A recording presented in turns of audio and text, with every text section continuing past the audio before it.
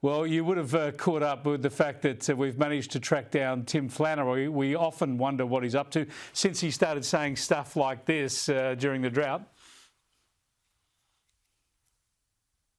Even the rain that falls isn't actually going to fill our dams and our river system. Even the rain that falls isn't actually going to fill our dams and our river system.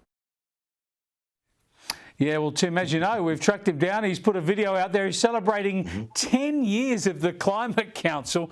And they seem to be claiming in this video that their great achievement is that they've scared people and made them angry about climate change. I think many people come to the Climate Council because they are seeing climate change around them. They're just very worried about the extreme weather that's coming along, and they're worried about, well, what can I do? And I want to do something for my grandkids. I'm a very angry grandmother at what's going on. Oh, Tim, I love the grangry. Yeah, like, wouldn't we make this point, and we've done so for a long time, Chris, that basically all the arguments that work for climate change also work for religion and other faith-based sort of situations. You know, we have a lot of people coming to church because they're scared and they're frightened and they're concerned. Yes, you do.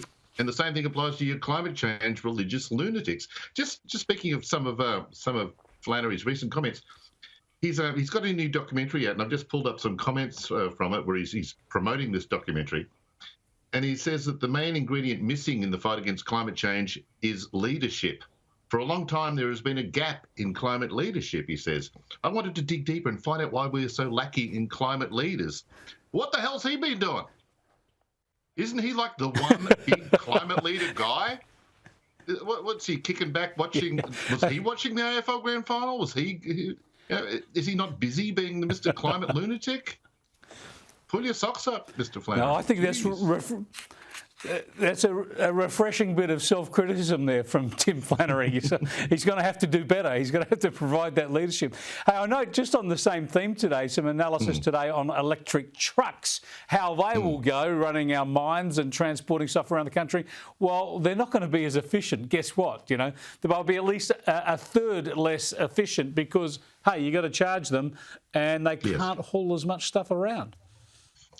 If you're a fan of efficiency, you're never going towards electric things, especially like, look at the scale of these things. God, that's cute. That's like the world's best Tonka toy for grown-ups.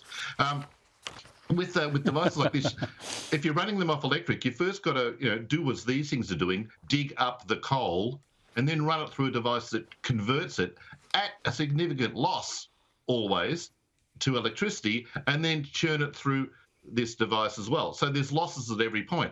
If you just use straight up any kind of oil or diesel derived things, fossil fuel derived things, you'll generally get a more effective payoff. And it's been working for the last 100 years. It's built society. I don't see why we should change to a less efficient system now.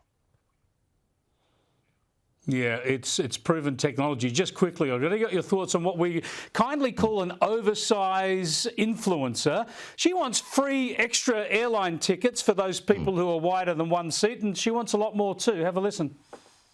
We deserve an environment that respects our needs and body diversity. These are the exact steps that hotels can take to be more size inclusive and accessible for travelers of all sizes. Number 1 on the list, provide sturdy, wider chairs without armrests. Number 2 on the list, ensure beds with strong support and a higher weight capacity, along with providing reinforced chairs and wider bathroom facilities. Number 3, make elevators and hallways spacious. I don't know. I reckon we'd all line up for extra free stuff if we wanted it. You know how we talk about rewarding good behaviour? We tell children, like if you do the right thing, you get rewards. This is kind of the exact opposite of that. Eat yourself into such a state that you require extra chairs, stronger lifts, and larger rooms, and get them for free.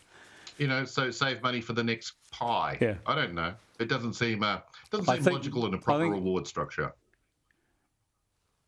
I think personal responsibility counts for much. Thanks for joining us, Tim.